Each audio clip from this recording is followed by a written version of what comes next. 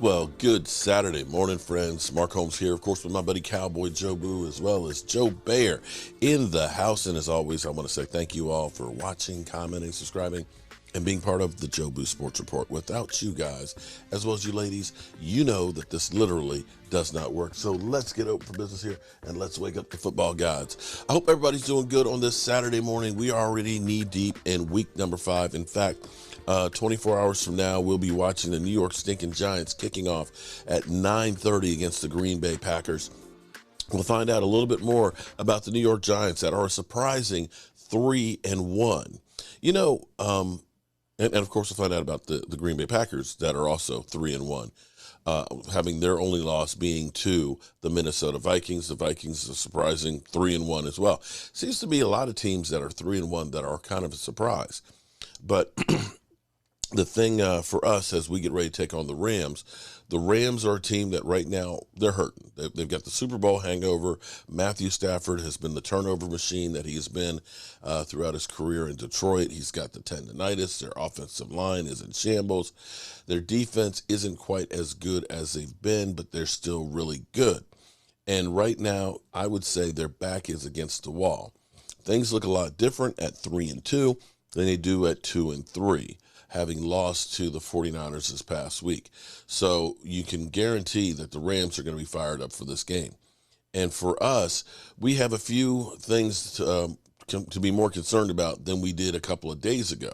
One, Jason Peters has a chest injury that may actually sideline him for several weeks.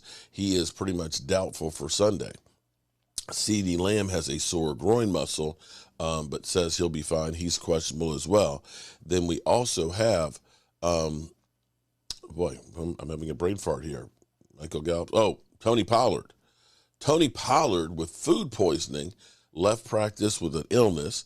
Let me give you a helpful hint. I don't know where he got his food poisoning from, but make sure you never get that sushi from the gas station. That's one of those tips. If you see sushi at the gas station, don't buy it, because you're probably going to get that food poisoning. But I'm sure he's going to be okay, even though he's listed as questionable. The interesting thing on this is Sean McVay is kind of preparing for a lot of Cowboy fans to be there in L.A. He's been practicing silent snap counts for the team. I don't know that I've heard that for a home team before, but that would be great if we could get a home crowd in there to try and help our team. If our Cowboys somehow go to 4-1 with the showdown next week against the Eagles, we truly are playing with the house money. At this point, we couldn't ask for more, having lost Dak Prescott when we did. Cooper Rush has been great filling in.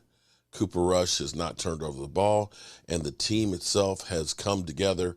When you have a defense that's averaging only giving up 15.4 points a game, it's a lot different when they're giving up 28, okay?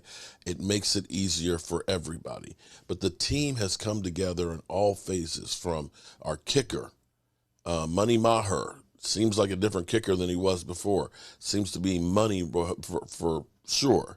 Turpin is getting us better field position with the kick returns that he's had, leading the NFL. The defense, we already talked about, number 3 scoring defense, even though you've played 2 of the top quarterbacks in the NFL, in Tom Brady and Joe Burrow, 2 quarterbacks that have been in the Super Bowl in the last 2 years. So they have been going against some good teams. I'm not going to say Washington is, and I'm not going to say that the Giants are, but you play the teams that are on your schedule. Now, the interesting thing is ESPN, the world leader. ESPN, who has evolved from what I used to love growing up with ESPN, where they would put the facts and the numbers out there and let you develop your own opinion, to now, of course, telling you what your opinion is. So are the Cowboys, what they've done so far, is it legitimate or not? And this is where I literally find it almost comical the way they go about this. Let's go to the tape. Are concerned about how much pressure Cooper Rush playing well puts on Dak, but it really takes the pressure off of him to rush back. We should hope so. I don't understand what it must feel like to be a franchise quarterback for a team and see someone else having that success. I'm sure that drives Dak to want to get back even more, but he needs to understand that right now they got a couple wins in the bank, and the most important thing is that he is healthy for the stretch run, because they're a better team than we thought, and the NFC is a little bit up in the air outside of Philadelphia right now. That's right, and yet people aren't buying. I got a bone to pick with you Saturday, and I'm going to show everybody. Yesterday, as I was doing the radio show that I do right after this, someone handed me a copy of the new ESPN.com power rankings, and I'm perusing them. Chiefs over the Eagles, I'm not sure I buy that. I'm looking down, I'm looking down, I'm looking down. Where the heck are the Cowboys? How about my Cowboys? I mean, I told you after week 1 they weren't dead. Now they win 3 straight games, and our power rankings don't even have them in the top 10. Saturday, what gives? Yeah, listen, they see Cooper Rush, and they're thinking we're not crowning them until they go beat somebody. Listen, I'm going to pause right there for just 1 second. So one of the teams they have ahead of the Cowboys are the Cincinnati Bengals. They just said, we're not going to crown them because they haven't beaten anybody. Are we saying that Joe Burrow with Jamar Chase, who was in the Super Bowl last year, that is ranked 10th, that the Cowboys beat them, but that doesn't count?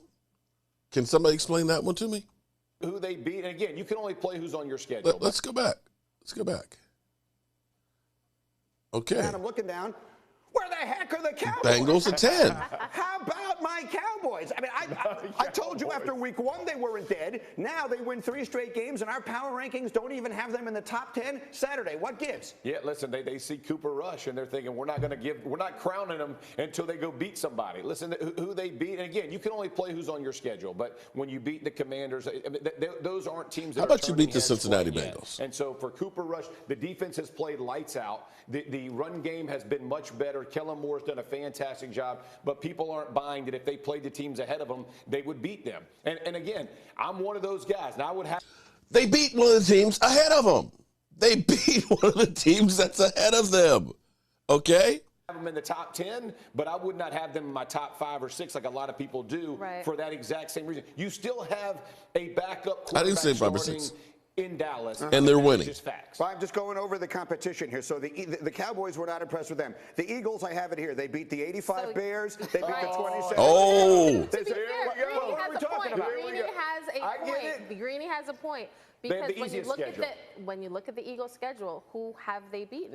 Thank you. They're going to still have an easy schedule. They're undefeated. I mean, I don't want to turn this into an Eagles conversation, but I mean, the Eagles have dominated the teams that they've played. Also, the Cowboys were losing 14-0 to Jacksonville on Sunday. And then from that point forward, it was quite clear. They caused 4 fumbles that they were the superior team. But I think Dallas, the teams that they've beaten, 28-21 superior. The way that they beat them, I think, was kind of impressive.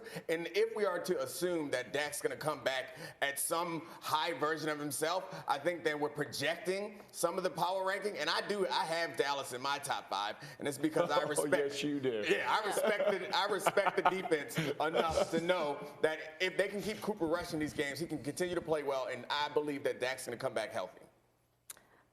The power rankings, this is what drives me crazy, because I don't think you're not looking at teams equally, because I think if you're going to kill the Cowboys for their schedule, you got to kill the Eagles for their schedule. Thank you. I think, obviously, the defense for the Cowboys is what keeps them afloat. But when you saw Dak in week 1, he played against Tampa. Yeah. Like that, that's an upper echelon team, at least right now. So I understand power rankings, I get why we have them, but this is the problem, because we're looking at this team with Cooper Rush. I mean, comparing them to the Eagles, though, we're saying the top 10. Like, the Bengals are in front of them. I think they've had a more impressive start to the season than the Bengals have. They beat the Bengals. They beat the Bengals. Add a top 10 quarterback at some point relatively soon to their mix. They're about to get by far the biggest injection of talent that any NFL team is going to get, OBJ or otherwise, and we're going to talk about him a little bit later. Bengals, without their quarterback. I mean, the Dolphins are at 5, and they also are without their quarterback right now. So there's some inconsistencies, I think, in this that don't make sense. The Ravens have blown a couple close games. The Eagles. So the Ravens play the Cowboys tomorrow. Who do you pick? I'm going to the Ravens. Thank you. That's the issue. Like, when I go power rankings, and this is what I ask people all the time. Okay, so the people in front, like, let's play them tomorrow. Who wins the game? And if you go Cowboys beat Bengals. I get it. Push him up into your top 5. He did yesterday, and now he's backing away. Right. I'm not backing away. They're still in my top 5. You just pick one team. When you look at it that Bengals, way, they knocking them off. I think they beat the Dolphins too, who are number 5. There are a number of teams on that list. They beat the Bengals with my man Cooper Rush. With your man, clearly, Cooper Rush. they deserve to be in the top 10 in the power rankings. Yeah, okay. It's like they forget that they beat the Bengals. But that's okay, because I actually love the disrespect that they get. Okay, I love it. I think the team thrives on it. I hope that people keep doubting them. Now, here's the thing. When I say you're playing with house money, a lot of people might not understand that term, but that means like you go to Vegas in the casino and you win big. You can put the money that you walked in there away, and the winnings are what you're playing with. So you're playing with house money. You're ahead of the game. So if we start looking right now, this is almost crazy to me. Adam Rank had the Cowboys finishing the season at 9-7. At 9-7. Winning record. But through the first 9 games, Adam Rank had the Cowboys going 3-6. We're sitting here at 3-1. By his measure, we are playing with house money. Now, of course, we ended up winning, of course, against the Commanders.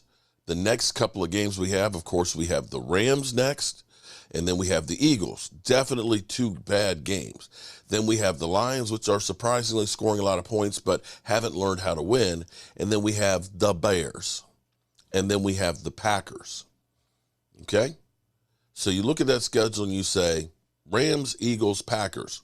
3 tough games. 3 really tough games.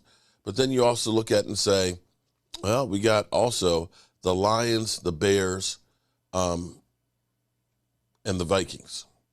So in the next 6 games, let's say we get Dak back after the Eagles, which would be Lions. Let's say we get one of the 2 between the Eagles and the Rams, just hypothetically. And, and then we lose to the Packers. But we beat the Lions, we beat the Bears. If we just go 500 the next 6 games, just 500, that takes us to 6-4. And then that leaves on the schedule the Giants, we've owned our division, the Colts that are not good, the Texans, the Jaguars, the Eagles, the Titans, and the Commanders. If you go 6-4, through that stretch, and then you got the Giants, the Colts, the Texans, and the Jaguars, the Eagles, the Titans, and the Commanders, I guarantee you win at least 4 of those games. At least 4 of those games. Now you're looking at 10-7 at worst. So I don't know what their matrix are for their power rankings and, where the Cowboys beat one of the teams that they have ahead of them. And they did it with the backup quarterback.